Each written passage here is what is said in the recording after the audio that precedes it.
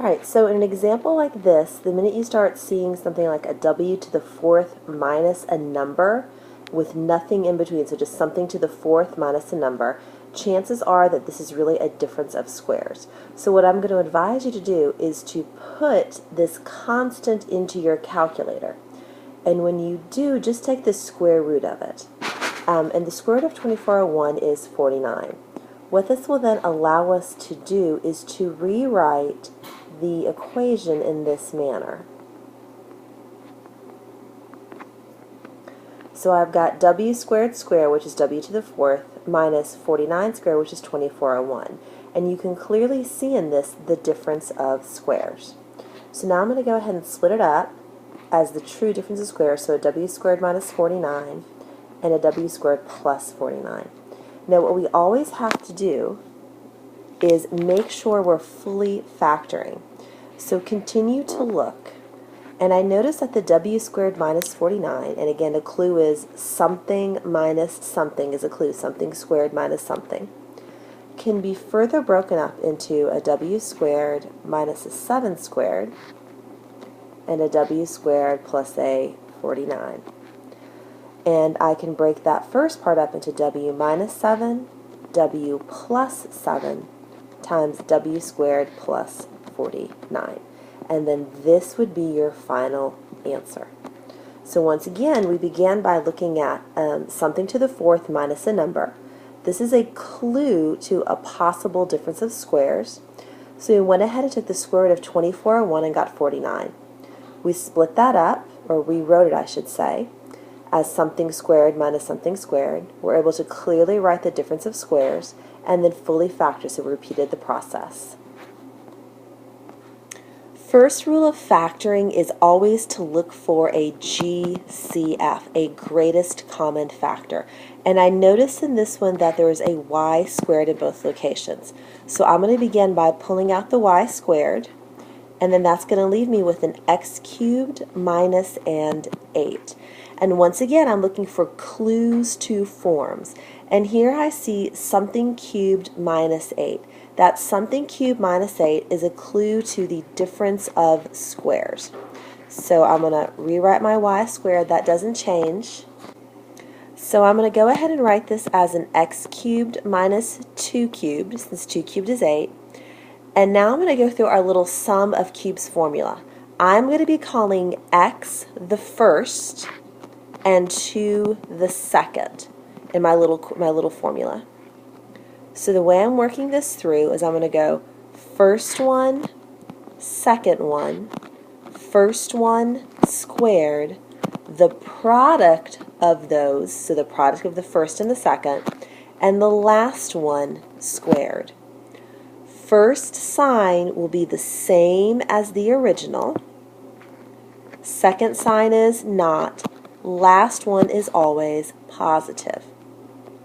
And now I'm just going to clean it up one more time and essentially just make that 2 squared a 4, and then this is going to be your final answer. In your present world, that difference of cubes will not factor anymore. That could change later on, but presently it will not. Now this one is very similar to the last, and as always we're going to begin by looking for a GCF, and that GCF in this case is going to be a 2y. The reason it is a 2y is because I can pull a 2 out of 32. So if I pull out a 2y, this is going to leave me with a 16x squared minus 1. And again, clue form, something squared minus something squared. So I'm going to go ahead and rewrite that 16 as a 4x all squared minus, and write the 1 as a 1 squared. And now I have right in here the difference of squares. The difference of squares, one of the most common factoring forms that we have. I'm going to go ahead and do my difference of square formula. So I'll have a 4x minus 1 and a 4x plus 1. And now that is fully factored. So begin with GCF, noticed a common form, that common form being difference of squares, then proceeded to do difference of squares. Once again, very similar to the last two, We always begin by a GCF. In this case, my GCF is going to be a 5y to the 4th because I can pull a 5 out of the 40. If I pull out a 5y to the 4th, this is going to leave me with an x to the 6th plus 8. Again, a binomial, and as I'm looking at this, I'm thinking about a sum of cubes because a power of 6 is also a clue to a sum of cubes. So I'm going to go ahead and rewrite this. So this is going to be an x squared cubed plus a 2 cubed. So I was trying to rewrite the x to the 6 with the power of 3 and a 2 with the power of 3. Now I'm going to proceed through my sum of cubes formula, and if you do it by the way we've been wording it, then the first one, second one concept works for both sum and difference of cubes. We're going to call the x squared the first, and we're going to call the 2 the second. So as I go through doing this, I'm going to get first one, second one, first one squared, the product, should take that away, the product of those two, and the last one squared. And again, it doesn't matter if you do brackets or parentheses, I just happened to write brackets this time. So again, that was first one, second one, first one squared, the product of those two, and the last one squared. First sign is the same as what you had originally. Second sign is not. Last one is always positive. And then our last step is just going to be to rewrite it. So 5y to the 4th, I'll have an x squared plus 2. I have to deal with an x squared squared, so an exponent raised to an exponent means I multiply those exponents. That gives me an x to the 4th, a minus 2x squared, and a plus 4. First thing I'm going to look for, again, is the GCF. In this case, I have a GCF of 4. So I'm going to pull a 4 out, and this leaves me with an x squared, a minus 6x, and a minus 4x, a minus 6x, and a plus 9. And now that I'm looking at this quadratic, it's a trinomial, there's a very good chance that that portion will factor into something like this. So what I'm going to do is take a look at the 1 that's in front of my x squared and the 9 at the end. And 1 times 9 is 9. And I'm looking for two numbers that will multiply to 9 but add to my middle term, add to a negative 6. And that turns out to be a negative 3 and a negative 3. So I'll have an x and an x, and then I contribute to each of these a negative 3 and a negative 3. Now this one works so nice and neatly because the coefficient on the x is a positive 1. We'll have a little bit more thought if the coefficient's a positive 1. You can leave your answer in this manner, or you can write your answer as 4 minus x cubed squared, which is just a better, more condensed form.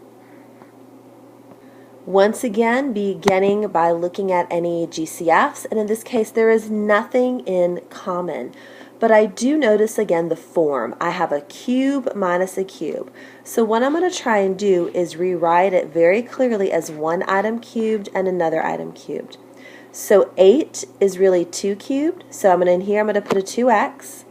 27 is really 3 cubed, and I'll put a y right in here. And now I'm going to proceed with my sum and difference of cube idea. I'm calling this one the first and this one the second. So as I proceed to go through this, I'm going to go first one, second one, first one squared, the product of the two, and the last one squared. First sign is the same as what you've started with. Second sign is not. Last one is always positive. This gives you a 2x minus a 3y. This one gives you a 4x squared. If I clean that part up, I'll have a 6xy and a plus 9y squared. So that's how that one goes. Alrighty, as with all of these, we are going to begin by looking for a GCF. I notice I have a GCF of at least an x squared. I notice that 12, 30, and 18 are all divisible by 6. So I'm going to pull out a 6x squared to begin with. This leaves me from this one a 2x squared. From the next one, I'm left with a 5x, and from the last one, a 9. So now what I have is a trinomial to try and factor. And this is a case where I have more than a 1 here. I have a leading coefficient of 2. So I'm going to begin by taking my a constant times my c constant. So a times c is 18. And I'm looking for two numbers that will multiply to 18 but add to 5. Multiply to 18 and add to 5. So I'm just running through the list. 1 and 18 will not work. 2 and 9 will not work. 3 and 6 will not work. 4, 5, 6. Have I done 6 and 3? Did I make a mistake somewhere? I did make a mistake. Okay. Let's go back and let's erase for a second. If I pull, I goofed right here, if I pull a 6x squared out of the 18, that actually gives me a plus 3. So a plus 3 right in there. Let's try this again. I'm taking my a times my c. That's going to give me a 6 over here. I'm looking for two numbers that multiply to 6 but add to 5. So I need to multiply to 6 but add to 5. That should be a 2 and a 3, since 2 times 3 is 6, but 2 plus 3 is 5. Now I do that method where I take these numbers I found and I will then divide them by my leading coefficient. Make that a 3. Divide them by my leading coefficient and reduce. So this gives me a 1 over 1, and the 3 over 2 doesn't reduce anymore. I then keep in mind that I'm thinking of an x in the bottom. So this term gives me an x plus 1, and that term gives me a 2x plus 3. So I'm putting what's on the bottom with the x, and what's on the top with whatever appropriate SIGN, plus or minus, right in there. So this whole piece will factor to 6x squared, x plus 1, and 2x plus 3. Sorry about that boo-boo in dividing. It's very early in the morning. I think that's the last one. So if you have any others, send them. I won't be able to do a video, but I can at least go ahead and write them out for you. So I hope this helps. Good luck today.